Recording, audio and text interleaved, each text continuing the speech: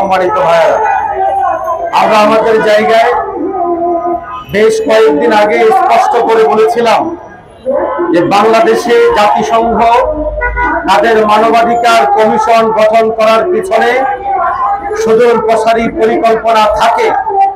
আমরা মনে করি নতুন ভাবে যে জঙ্গি নাটক সাজানো হচ্ছে, এই জঙ্গি নাটকের পিছনে জাতিসংঘ তাদের যে মানবাধিকার কমিশন অফিস এখানে গঠন করতে চায়, এটার একটা সুদূর প্রসারী পরিকল্পনার অংশ হচ্ছে সেটা।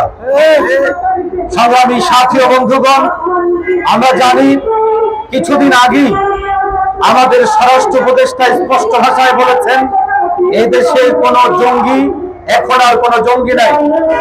আমরা দেখেছি বিভিন্ন পত্র পত্রিকায় স্পষ্টভাবে সংবাদ এসেছে বিগত ফ্যাসিবাদী সরকার নিজেদের ক্ষমতা টিকিয়ে রাখার জন্য জঙ্গি নাটক করত, বহু ভাইদেরকে গ্রেফতার করে নিয়ে গ্রেফতার করত চট্টগ্রাম থেকে, দেখানো হতো রাজশাহী থেকে, 2-3 মাস পর তাদেরকে দেখানো হতো জঙ্গি হিসাবে।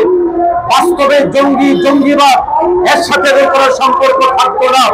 মূলত তারা তাদের বিদেশি প্রভুদেরকে খুশি করার জন্য, পশ্চিমাদেরকে খুশি করার জন্য এই জঙ্গি নাটকগুলো করতে, এরা পত্র পত্রিকার মধ্যে এসেছে এবং এই জিনিস আজকে আমাদের সবার সামনে স্পষ্ট হয়ে গেছে।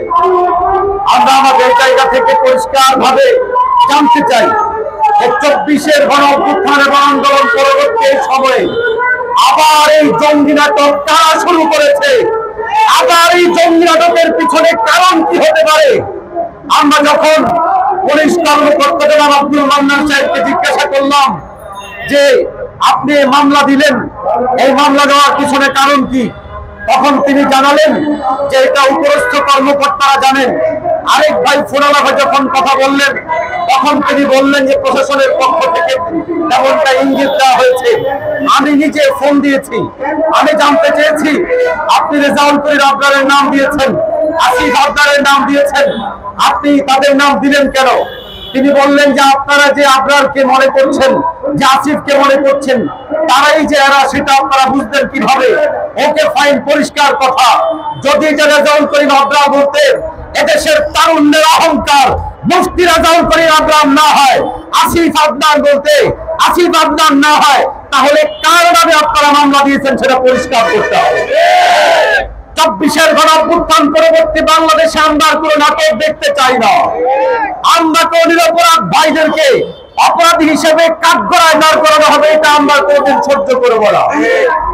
প্রশাসনের পক্ষ থেকে আমরা পরিষ্কার বার্তা জানতে চাই, আপনারা জঙ্গিবাদ বলতে কি বোঝেন, জঙ্গিবাদ বলতে কি বোঝানো হয়?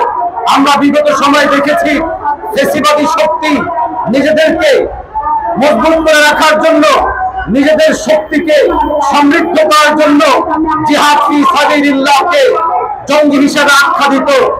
নতুন করে কলেজ ইউনিভার্সিটির কোনো ভাই যদি টুপি পরা শুরু করে সেটাকে জঙ্গিবাদের চিহ্ন হিসেবে আখ্যায়িত করা হতো। যদি কোনো ভাই প্যান্ট উপরে পরা শুরু করে সেটাকে জঙ্গিবাদ হিসেবে আখ্যা দেওয়া হতো। যদি কোনো ভাই সুন্নতের উপর চলতে আরম্ভ করে সেটাকে জঙ্গি হিসেবে আখ্যা দেওয়া হতো। আমরা আমাদের জায়গা থেকে স্পষ্ট ভাষায় বলি, আজকের দিনে যদি আপনারাও সেগুলোকে জঙ্গিবাদের চিহ্ন হিসেবে ধারণ করেন, তাহলে এদেশের 90% মুসলমানের প্রত্যেকেই আপনাদের জঙ্গি মনে করতে হবে। জিহাদ আমাদের হৃদয়ে লালিত বিশাল স্বপ্ন, জিহাদ ফরজ বিধান। জিহাদের কথা বলে কেউ জঙ্গি হতে পারে না, জিহাদের তামাক পালন করে কেউ জঙ্গি হতে পারে না। এটাকে জঙ্গিবাদের চিহ্ন আখ্যা দেওয়া আমরা মনে করি বেঈমানদের পক্ষ থেকে এক পরিকল্পিত চক্রান্ত এবং ষড়যন্ত্র অংশ। সংগ্রামী সাথী ও বন্ধুগণ, আমাদের বক্তব্য অত্যন্ত স্পষ্ট। মুফতি রেজাউল করিম আবরার, আসিফ আদনান, জাকারিয়া মাসুদ সহ যাদের বিরুদ্ধে মামলা দেওয়া হচ্ছে তারা প্রকাশ্য মানুষ, তাদের কার্যক্রম প্রকাশ্য, তাদের বক্তব্য প্রকাশ্য, তাদের তৎপরতা প্রকাশ্য। এখন আমাদের জায়গা থেকে জানার বিষয় হলো কেন আপনারা মামলা দিয়েছেন, কি কারণে মামলা দিয়েছেন? এই মামলা দিয়ে আপনারা ইনশাআল্লাহ টিকতে পারবেন না। আগামীর অল্প সময়ের মধ্যে গোটা দেশে আগুন জ্বলে উঠতে, সেটা আপনারা সহ্য করতে পারবেন না।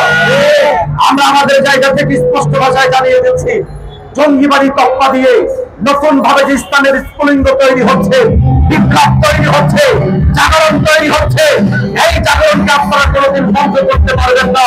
আগামীর বাংলাদেশ ইসলামের বাংলাদেশ হবে। নবজাগরণ, ইসলামের জাগরণ, 24-এর জাগরণ, ইসলামের জাগরণ। আপনার আসিফ আবদার কিংবা জাকারিয়া মাসুদ একা নয়, বরং তাদের সাথে দেশের লাখো তাওহীদি জনতা রয়েছে। আজকের এই মানববন্ধন থেকে আমরা অতি সত্বর যদি কোন রেজাল্ট করি, আবরার, আসিফ আবদার এবং জাকারিয়া মাসুদ বলতে যাদেরকে সারা দেশের মানুষ চেনে, তারা যদি না হয় তাহলে প্রশাসনের উচিত এখন এই ব্যাপারে ঘোষণা দিতে হবে। আর যদি তাদের নাম দেওয়া হয়, আমরা চ্যালেঞ্জ করছি এদের কেউ জঙ্গিবাদের সাথে যুক্ত নয়। আমরা মুফতি রাজাউল করিম আবরার সাহেবের জায়গা থেকে স্পষ্ট ভাষায় বলছি, এক বিন্দু পরিমাণ তথ্য প্রমাণ আপনারা দেখাতে পারবেন না। অতএব প্রয়োজনীয় হয়তো এই ধরনের বিষয়কে এনে দেশকে অস্থিতিশীল করার পিছনে আমরা মনে করি ফ্যাসিবাদী শক্তি, পশ্চিমা শক্তি এবং ভারতের রয়ের গভীর চক্রান্ত এবং ষড়যন্ত্র রয়েছে। আমরা সমস্ত চক্রান্ত ষড়যন্ত্রের বিরুদ্ধে একাকার হয়ে 24-এর আন্দোলনে যেমন ঝাঁপিয়ে পড়েছিলাম, আগামী তো আবার ইনশাআল্লাহ সুম্মা ইনশাআল্লাহ আমরা আন্দোলন সংগ্রাম করব। সে পর্যন্ত আপনাদেরকে আহ্বান জানিয়ে এখানে শেষ করছি। আসসালামু আলাইকুম ওয়া রাহমাতুল্লাহি ওয়া বারাকাতুহু।